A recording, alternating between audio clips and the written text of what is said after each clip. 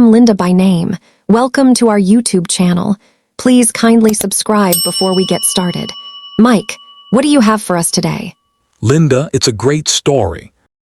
Wind cuts across the rooftop. Yuki presses his back against the cold wall. His heart is loud, too loud. He holds his breath and counts. Below him, footsteps move through every room. 5 men, 5 alphas. They are searching the mansion floor by floor, and they will not stop until they find him. He is not supposed to be up here. He is not supposed to exist to them at all. Then a door creaks open behind him. Someone steps onto the roof. Yuki does not turn around. He cannot. If he moves, if he breathes wrong, it is over. A voice, low and calm, says one thing. "No, you're here." Yuki closes his eyes. Will he run? Will he hide? Or has he already been found? Let's go back and find out how it started. Before we continue, if stories like this pull you in, hit subscribe. It really helps me keep making more. Okay, let's begin. The Kaburagi estate sits behind 3 gates and a wall of old pine trees, the kind of place where the air always smells like rain even when it hasn't rained in days. Yuki has lived here for 6 years now, long enough that he knows which floorboard in the east hallway creaks and which one doesn't. Long enough that the staff no longer ask him questions because they already know he can't answer with words.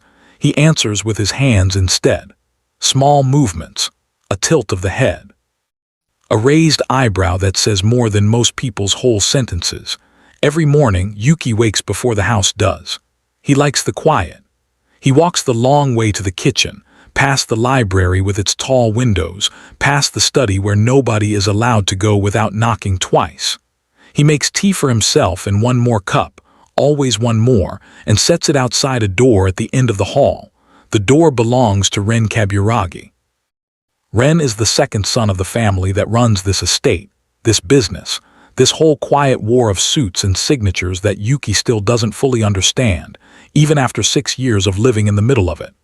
Ren has black hair that never sits the same way twice and eyes the color of amber glass held up to a lamp.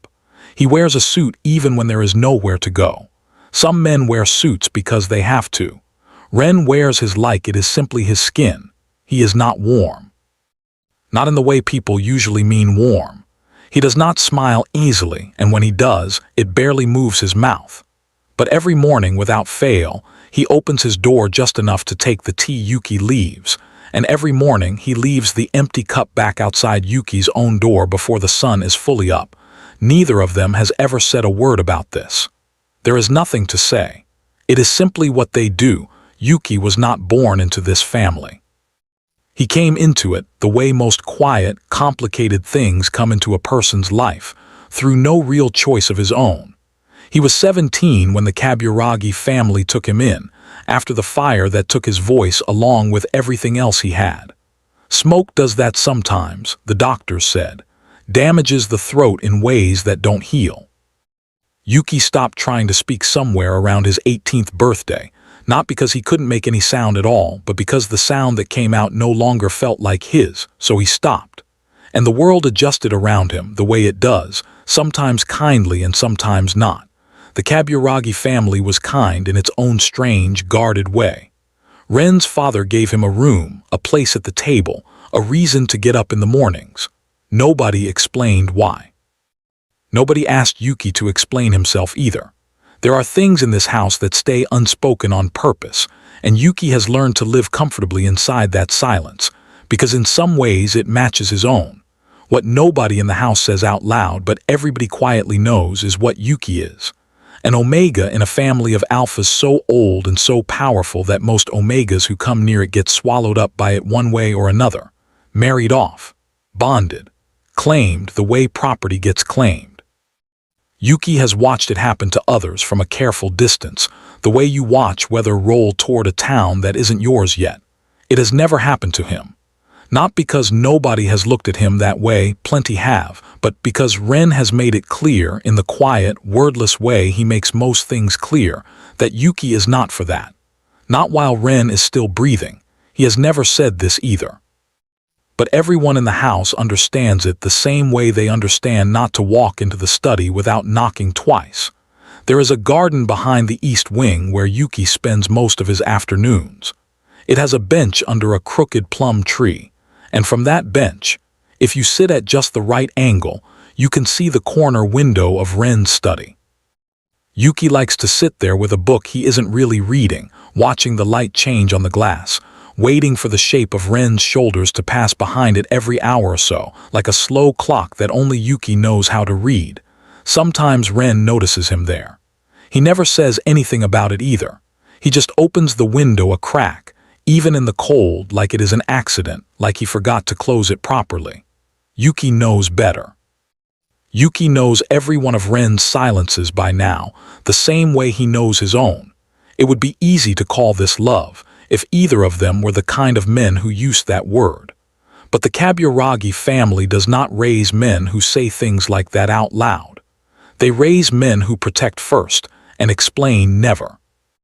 And so what exists between Ren and Yuki lives entirely in gestures, tea left outside doors, windows cracked open, eyes that follow a little too long across dinner tables full of men in dark suits who never seem to notice anything at all. Except tonight, something is different, and neither of them has said why. At dinner, Ren does not eat. He sits at the head of the table, jaw tight, staring at nothing in particular, while his father speaks in low tones to the men on either side of him. There are 5 of them tonight instead of the usual few, men Yuki has seen before, other alphas from allied families, the kind who visit when there is business that needs handling quietly. They laugh too loud and drink too fast, and one of them, the bald one with heavy shoulders, keeps glancing down the table at Yuki in a way that makes the room feel smaller than it is. Yuki keeps his eyes on his plate. He has gotten very good at that over the years, making himself small enough that rooms forget he's in them. But Ren notices the look. Of course he notices. Ren notices everything, especially the things aimed at Yuki. His hand goes still around his glass, just for a second, just long enough that Yuki feels it from across the table, the same way you feel a storm before you see the clouds. Nothing happens. Dinner ends the way it always does, with quiet nods and the scrape of chairs. But as everyone rises, Ren's father says something to him, low enough that Yuki cannot hear the words, only the shape of them, serious, final, the kind of sentence that changes the air in a room. Ren's face does not change, but his hand, resting on the back of his chair, tightens until his knuckles go pale. Later, Yuki brings the tea as always.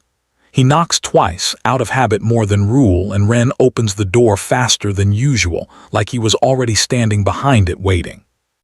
For a moment, neither of them moves. Ren looks at him the way he sometimes does, too long, too quiet, like he is trying to memorize something before it disappears. Then he takes the cup, and his fingers brush Yuki's for just a second longer than they need to. "Thank you," he says, just that. 2 words, which is more than Ren usually says at all.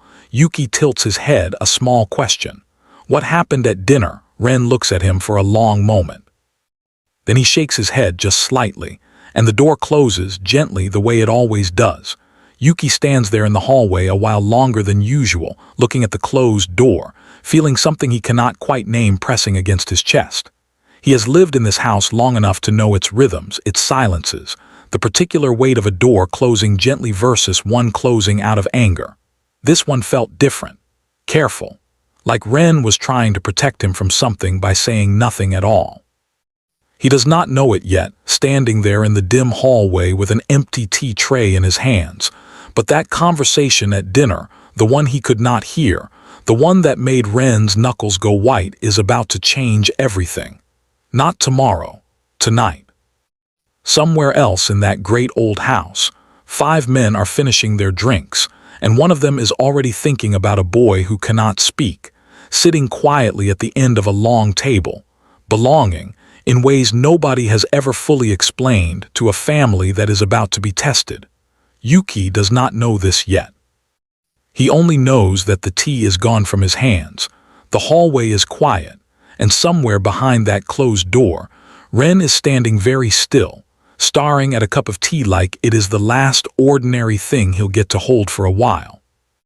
Yuki does not sleep well that night. He lies in bed listening to the house breathe around him, the old pipes ticking, the wind pressing against the windows, and every few minutes he thinks he hears footsteps in the hall that turn out to be nothing at all. Around midnight, he gives up on sleep completely. He sits up, pulls his blanket around his shoulders, and goes to the window. From here he can see part of the driveway, the tall iron gate at the far end of it, and the small guardhouse where two men usually stand through the night, half awake, half bored. Tonight the guardhouse is empty. Yuki frowns at that. He presses closer to the glass, checking again, but there is no mistaking it. No one stands there. No cigarette glowing in the dark like it usually does around this hour. He does not think much of it at first. Maybe they switched shifts early. Maybe they are inside getting coffee. He almost turns away from the window when headlights sweep across the driveway, slow and careful, the way headlights move when someone does not want to be noticed. 3 black cars roll through the gate without stopping. Nobody opens it for them. It is already open. Yuki's stomach drops. He grabs his robe and moves toward his door, and that is when he hears it, a sound from downstairs that does not belong in this house at this hour. Not a normal sound. A door breaking, sharp and final, followed by voices, low and fast, giving orders in a tone Yuki has never heard used inside these walls before. He freezes with his hand on the door handle, footsteps. Many of them. Moving fast through the ground floor, Yuki's first thought is Ren. He opens his door slowly, carefully, the way he has learned to move through this house without making a sound. The hallway is dark except for a thin line of light spilling from the top of the stairs. Voices drift up from below, clearer now, and one of them makes the hair on Yuki's arm stand up. Find the omega first. The rest can wait. Yuki's heart slams against his ribs. He steps back into the shadow of his doorway, breathing as quietly as he can manage, and that is when a hand closes around his wrist from behind. He almost screams, except he cannot scream, not really, not the way most people can, and what comes out instead is a small broken gasp that gets swallowed instantly by a hand pressed gently but firmly over his mouth. "It's me," Ren whispers close to his ear. "It's me. Don't make a sound." Yuki turns wide-eyed and finds Ren already dressed, jacket half-buttoned, a look on his face that Yuki has never seen there before. Not anger, not the cold calm he usually wears like armor. This is something closer to fear, quick and sharp, gone almost as soon as Yuki notices it. "They found out," Ren says, voice low and fast. "About you, about what my father promised."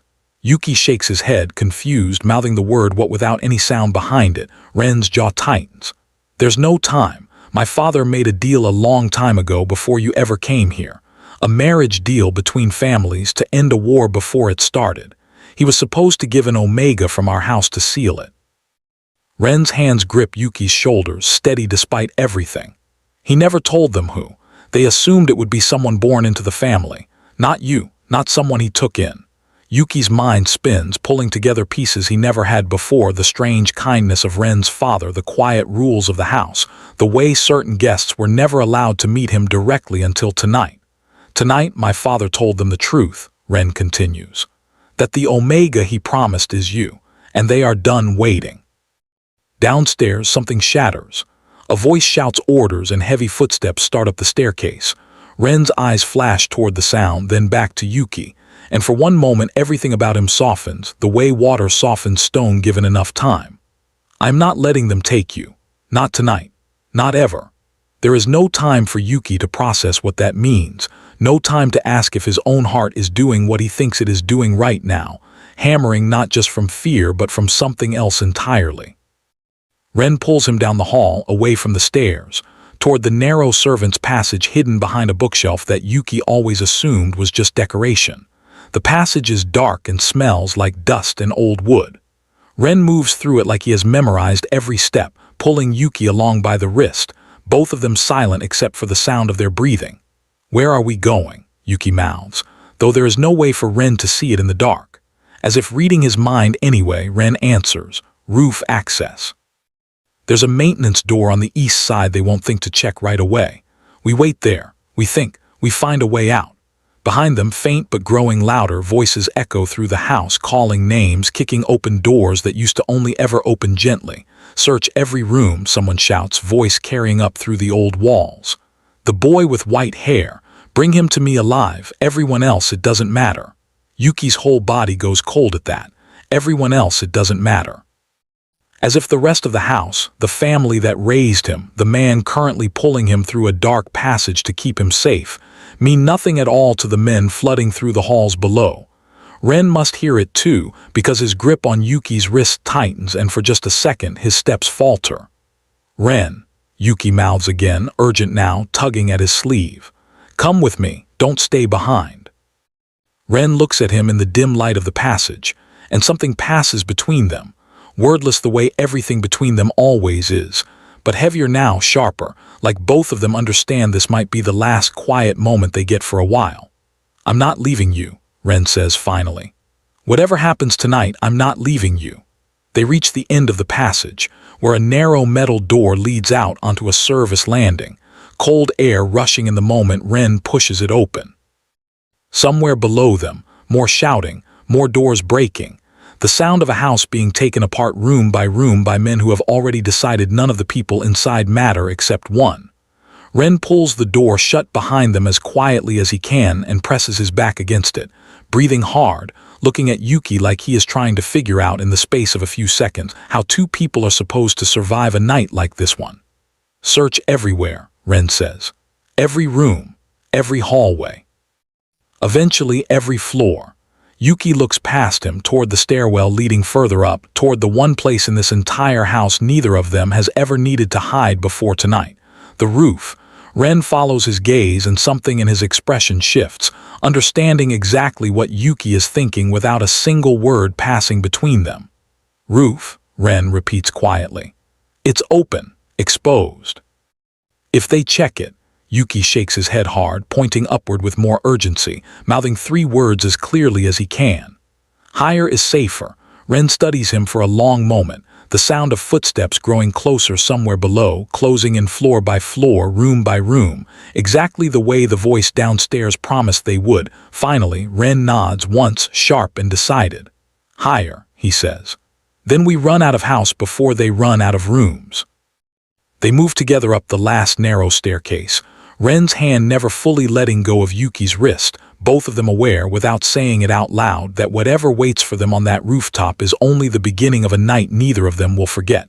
Behind them, faint but unmistakable, the search begins in earnest. Doors slamming, furniture overturned, voices calling Yuki's name like it belongs to them now. It does not. Not yet. Maybe not ever. But somewhere above, the roof access door creaks open into cold night air, and both of them step through it together, into a night that has only just started to feel impossibly long. The rooftop air hits them like a wall, cold and sharp, carrying the smell of rain that never quite fell. Yuki's breath comes out in small clouds. Ren pulls the door shut behind them and turns the old lock, though both of them know a lock like this will not hold anyone back for long. Below them, the house is no longer quiet. Lights flick on floor by floor. Voices call to each other through open windows, sharp and clipped, giving directions like men clearing a building they expect to find something valuable in. "Come up here eventually," Ren says, moving to the edge of the roof, scanning the drop below like he is measuring something in his head. "We need somewhere to wait, somewhere they won't check first." Yuki's eyes land on the old water tank near the far wall, tall and rusted, casting a long shadow even under moonlight. He points at it, then mimes crouching low behind something. Ren looks at it, then back at him, and for a second something almost like a smile crosses his face. "Good instinct," he says quietly. They move together across the rooftop, staying low, staying close to the wall that runs along the edge. Yuki's bare feet are cold against the concrete, but he does not let himself think about that. He does not let himself think about much of anything except the sound of his own heartbeat and the warmth of Ren's hand still wrapped loosely around his wrist. Behind the water tank, they crouch low, backs against cold metal, close enough that Yuki can feel Ren's shoulder pressed against his own. For a moment, neither of them moves. Neither of them breathes too loudly. "You should have told me," Yuki mouths, when he finally trusts himself to form the words without his hands shaking. "About the deal. About what your father promised." Ren's jaw tightens. "I didn't know either, not until tonight." He looks away, out toward the city lights blinking in the distance, calm and indifferent to everything happening on this one rooftop. My father told me an hour before dinner. He said it was the only way to keep the peace between our family and theirs. He said he was sorry it had to be you. Yuki's chest tightens at that. Sorry it had to be you. Like he is a thing that gets handed over. Like 6 years of tea outside doors and windows cracked open in the cold amount to nothing at all in the end. And you, Yuki mouths carefully. What did you say?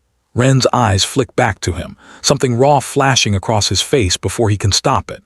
I said no. His voice is barely above a whisper now, rough at the edges. I told him I would rather burn this whole family down than hand you over to men who see you as a signature on a piece of paper. Yuki's breath catches.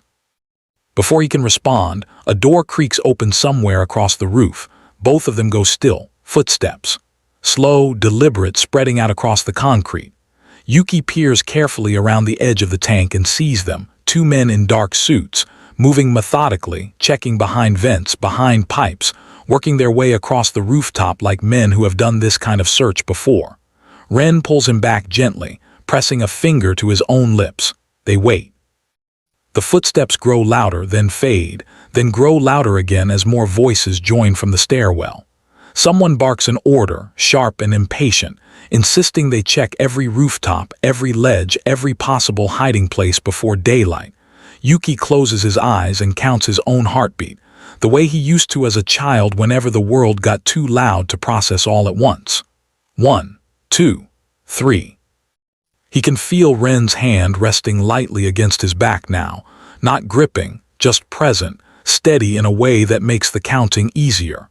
Then, through the gap between the tank and the wall, Yuki sees something that makes his whole body go cold. The bald man from dinner. The one who kept looking at him too long across the table. He stands near the rooftop doorway now, scanning the open space slowly. And there is something different about him tonight. Something Yuki did not notice before under the warm dining room light. A ring on his hand. Old, heavy, engraved with a symbol Yuki has seen exactly once before. Carved into the corner of a private letter he was never supposed to see, tucked inside Ren's father's desk drawer months ago while dusting a room he wasn't supposed to be dusting. The symbol of a family that Ren's father always spoke about in careful, guarded tones. A family that 6 years ago, around the exact time of the fire that took Yuki's voice, was rumored to be at war with the people who eventually took him in. Yuki's mind races, pulling pieces together that suddenly do not fit the way he always assumed they did. He always believed the fire that changed his life was random, an accident. Bad wiring, bad luck, nothing more. But that ring, that symbol. He grips Ren's sleeve hard, urgent, and points, mouthing frantically, that ring. I've seen that ring before in your father's study. On a letter about a family at war with yours. Ren follows his gaze, sees the ring, and his face goes through several expressions at once: confusion, recognition, and finally something that looks almost like horror. That's them, Ren whispers, barely audible. That's the family my father made peace with, using you. He swallows hard. Yuki, the fire that took your voice. It happened right before that peace deal was signed. Yuki's whole body goes numb. I don't think it was an accident, Ren continues, voice shaking now in a way Yuki has never heard from him before. I think they started that fire. I think my father knew, and instead of stopping them, he let it happen and then took you in afterward to smooth things over, to make it look like kindness instead of guilt. World tilts sideways for a moment. 6 years of tea outside doors. 6 years of quiet mornings and cracked windows and a silence Yuki always assumed was simply the shape of this family's love. All of it sitting on top of something far uglier than either of them ever imagined. Below them, the search grows louder, more urgent. More men pour onto the rooftop now, spreading out in a wide formation, checking every corner methodically, working their way steadily toward the water tank where Yuki and Ren crouch pressed together in the cold. We can't stay here, Ren whispers. They're getting closer. Yuki's mind is still spinning from what he just learned, but his body moves anyway, following Ren's lead as they shift carefully along the base of the tank, staying low, staying silent, buying themselves a few more seconds of distance from the men closing in. They reach a narrow gap between the tank and the low wall separating the two sections of rooftop. Ren pushes Yuki through first, following close behind, both of them pressing themselves flat against the cold concrete just as footsteps pass within a few feet of where they were crouched only moments before. Yuki's heart pounds so loud he is certain someone will hear it.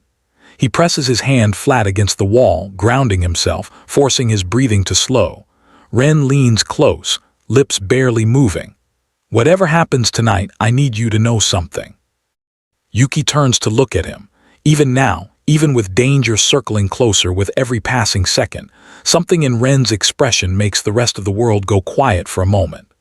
"Loved you since the day you moved into this house," Ren whispers, voice raw and unguarded in a way Yuki has never once heard from him.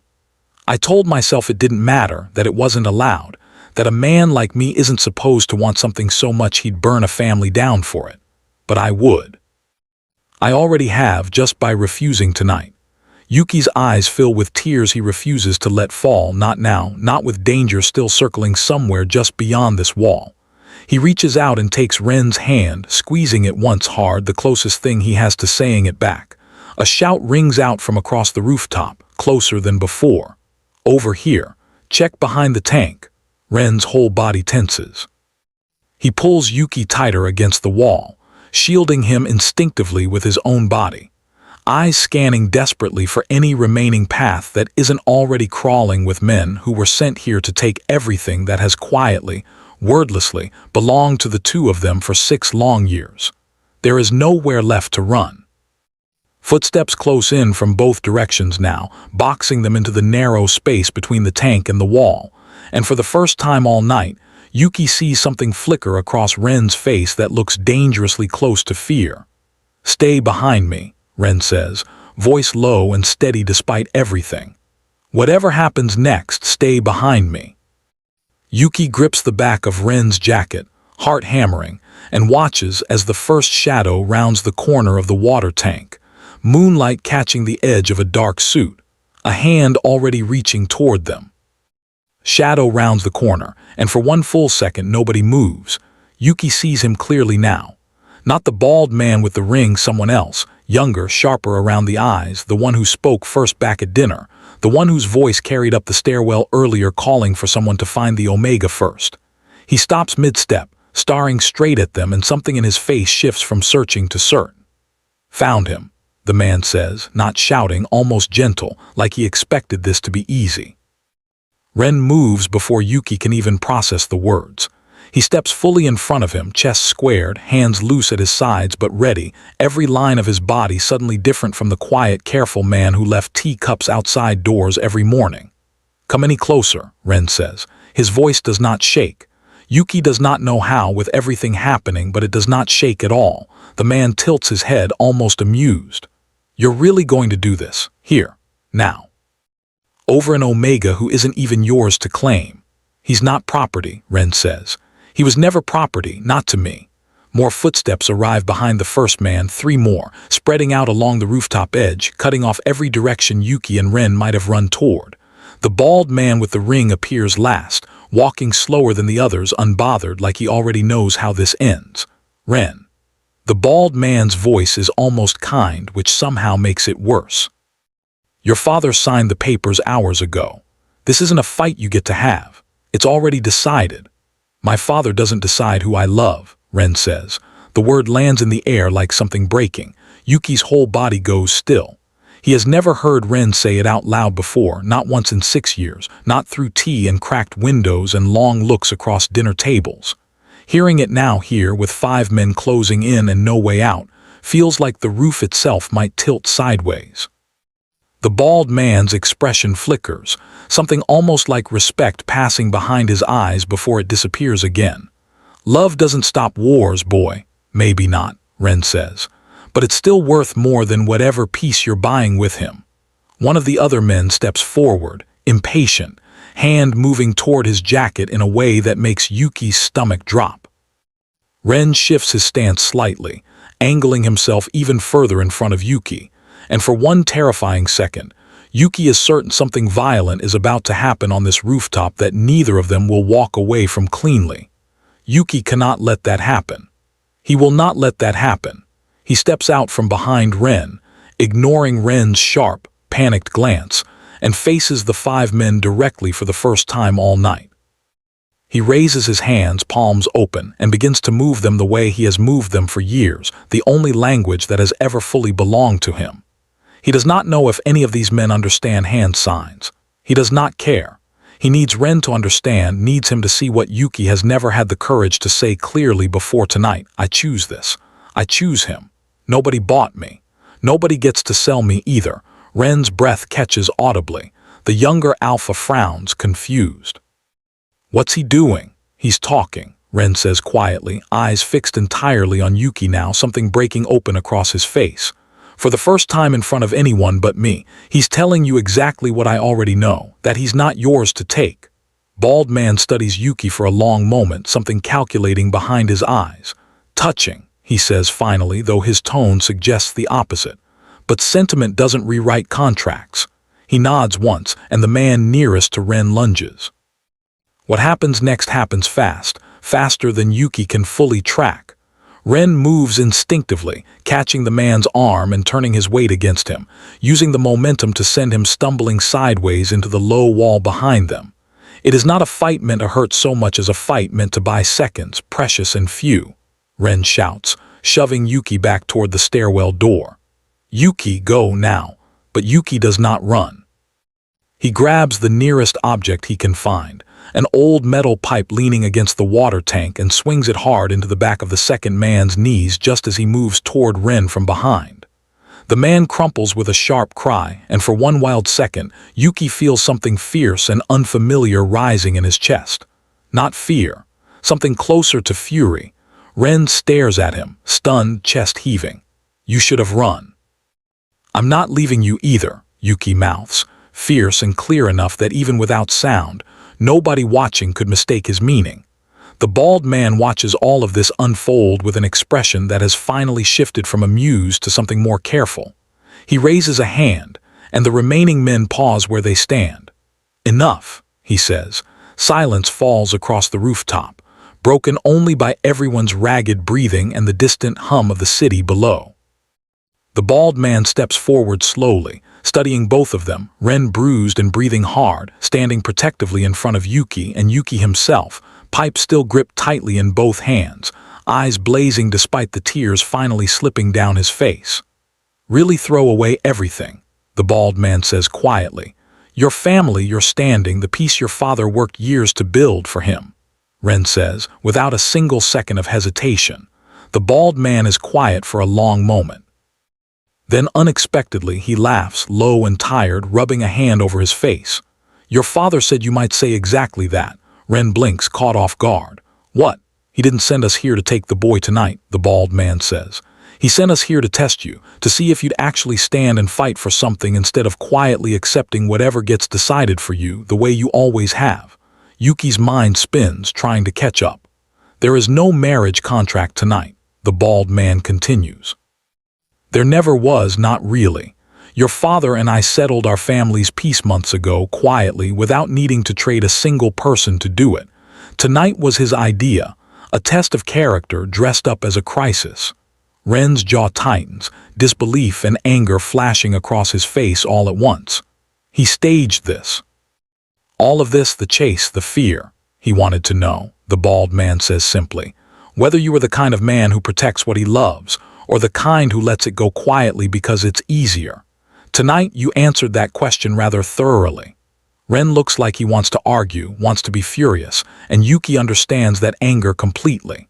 But underneath it, something else moves across his face too, relief, disbelief, the beginning of something like hope finally allowed to breathe. The bald man turns to Yuki then, his expression softening slightly. For what it's worth, he says, the fire that took your voice all those years ago, that part was real. That part was us back when our families were still at war. He pauses. I'm sorry for that, truly. Yuki's throat tightens. It is not forgiveness, not yet, maybe not ever fully. But it is the truth, finally spoken out loud after 6 years of silence surrounding it. The other men begin to lower their guard, tension draining slowly from the rooftop like air from a held breath finally released. Somewhere below, the house that moments ago sounded like a battlefield has gone quiet again. Ren turns to Yuki, chest still rising and falling unevenly, eyes searching his face like he is trying to make sure this is really happening. You could have run, Ren says softly. Why didn't you run?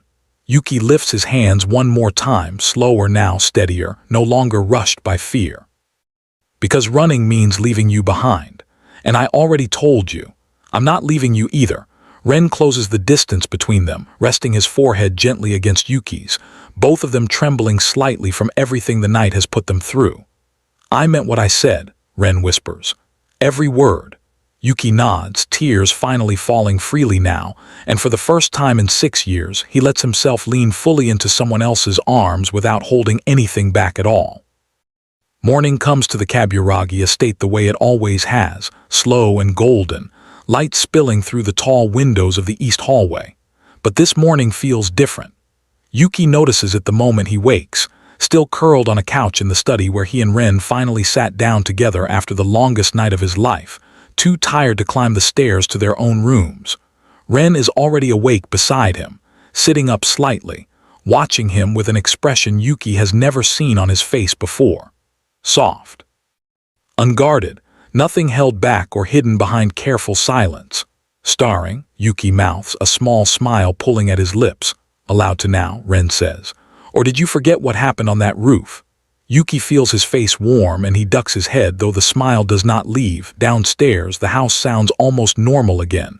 Plates clinking. A kettle beginning to whistle somewhere in the kitchen. If Yuki closes his eyes, he can almost convince himself last night was something he dreamed. Except for the faint bruise forming along Ren's jaw, and the ache in Yuki's own arms from swinging a metal pipe with more force than he ever thought his body was capable of. They find Ren's father in the dining room, sitting alone at the long table, a cup of tea in front of him that has clearly gone cold. He looks up when they enter, and for a long moment, nobody says anything at all. You could have told me, Ren says finally, voice tight, instead of staging an entire invasion. His father sets down his cup slowly. Would you have believed me if I simply asked whether you loved him enough to fight for him? Or would you have said what you always say, that it doesn't matter, that men like us don't get to want things like that? Opens his mouth, then closes it again because they both already know the answer. I needed to see it, his father continues, quieter now, not hear it. See it with my own eyes, before I handed over control of this family to a son who might spend the rest of his life quietly giving away the one thing that actually matters to him, because it seemed easier than fighting for it. Yuki watches Ren's shoulders soften, just slightly, anger draining into something closer to understanding, though clearly still bruised around the edges. Fire, Yuki mouths carefully, looking directly at Ren's father. You knew, all those years ago. Older man's face changes at that, guilt flashing plainly across it for the first time since Yuki has known him. I suspected, he admits. I did not act quickly enough to stop it, and when it was over, taking you in felt like the only way I knew how to make something right that could never actually be made right. He pauses. I am sorry, Yuki, truly. You deserved better than quiet guilt disguised as kindness. It is not the apology Yuki imagined receiving back when he used to wonder, late at night, why exactly this family took him in so completely. But it is honest, finally, after 6 years of careful unspoken things. And sometimes, Yuki is learning, honest matters more than perfect. He nods once, slow and steady, not quite forgiveness yet, but something close enough to it that the room feels lighter for it. Over the following weeks, the house begins to change in small, quiet ways that Yuki notices before anyone else does. Ren stops eating breakfast alone in his study, choosing instead to sit beside Yuki at the small kitchen table most mornings, sleeves rolled up, talking about nothing important at all, just for the pleasure of being near him while the sun comes up. The staff notice too, the way staff always eventually notice everything. Nobody says anything directly, but Yuki catches the quiet smiles exchanged between the housekeeper and the gardener whenever Ren reaches over without thinking to fix the collar of Yuki's shirt, or when Yuki leans against Ren's shoulder during long evenings in the study, no longer needing an excuse like tea or a book to justify being close. One afternoon, sitting under the crooked plum tree in the garden, Yuki finally works up the nerve to ask the question that has been sitting quietly in his chest since that night on the rooftop. Were you scared? he mouths, watching Ren's face carefully. "When they found us, really scared." Ren considers this for a long moment, plucking a fallen plum blossom from the grass and turning it slowly between his fingers. "Terrified," he admits. "Not of them. Of losing you before I ever had the chance to say any of it out loud properly." He looks up, meeting Yuki's eyes directly. 6 years, and I almost let fear cost me everything in one single night." Yuki reaches over and takes his hand, lacing their fingers together the way he has wanted to for longer than he ever let himself admit. "You didn't lose anything," Yuki mouths. "You gained everything. Just took a rooftop and 5 angry men in suits to get there." Ren laughs then, real and unguarded, a sound Yuki has heard so rarely over the years that it makes his chest ache in the best possible way. Word of what happened that night eventually settles into a quiet kind of legend within the family's inner circle, told carefully, and only among people who can be trusted. The mute Omega who stood his ground on a rooftop with nothing but a metal pipe and unshakable resolve. The alpha heir who chose love over legacy without a single moment of hesitation once it truly mattered. Neither Yuki nor Ren particularly cares for legends. What they care about is smaller than that, and somehow far bigger too. Morning tea shared at the same table instead of left outside separate doors. Windows that stay open because there is no longer any reason to pretend otherwise. A garden bench under a plum tree where 2 people finally get to simply exist together, without secrecy standing quietly between them. Months later, on a quiet evening much like the one where all of this truly began, Ren finds Yuki in the garden again, sitting on their usual bench, watching the last light of day fade gently behind the estate walls. He sits down beside him without a word, resting his hand over Yuki's, and for a while, neither of them needs to say anything at all. They have learned over the past several months that some of the most important things between 2 people were never meant to be spoken loudly, just understood quietly and completely, the way Ren has always understood Yuki, long before either of them found the courage to say so out loud. "I used to think love had to look like something big," Ren says eventually, voice soft in the evening quiet. "Grand gestures, dramatic declarations." He turns to look at Yuki fully. "Turns out it looked like tea outside a door for 6 years. I just wasn't brave enough to open it sooner." Yuki smiles, leaning his head against Ren's shoulder and lifts his hand to sign one final thing, slow and certain in the fading light. "You opened it exactly when it mattered most. That's all that ever counted." Above them, the first stars begin to appear, scattered quietly across a sky finally calm enough to simply be beautiful, with nothing left hiding in its shadows. If you enjoyed this story and you want more stories just like it, please hit that subscribe button. It genuinely helps me keep telling these stories, and I have a lot more waiting to share with you. Lesson from this story: true courage often isn't loud or dramatic. It's choosing, quietly and consistently, to protect what truly matters even when staying silent would be easier.